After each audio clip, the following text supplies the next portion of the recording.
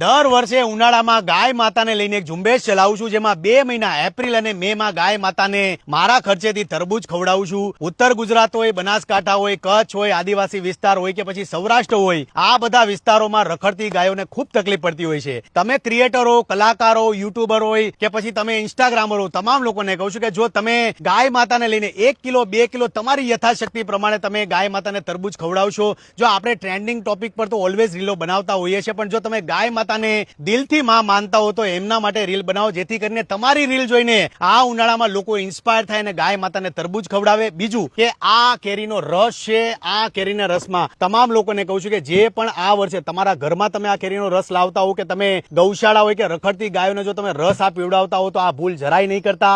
Last year મેં આવા કેનમાંથી ગાયોને રસ પીવડાવ્યું હતું, એક ગાય એમાં એક્સપાયર થઈ ગઈ હતી. એટલે આ કેમિકલ યુક્ત રસ હોય છે જે તમારા પરિવાર માટે અને ગાયો માટે ખૂબ જ હાનિકારક હોય છે. એટલે ગાય માતાને જો તમારે ખવડાવવું હોય તો તરબૂચ ખવડાવો, કાં તમે એનો પારંપરિક જે ઘાસચારો છે એ ખવડાવજો. બાકી આ નહીં ખવડાવતા, હેલ્થ માટે બહુ જ ખરાબ છે. કારણ કે તમે સારું કામ કરશો તો તમારું કામ જોઈને બીજા ઇન્સ્પાયર થશે. જય માતાજી, જય ગૌ માતા.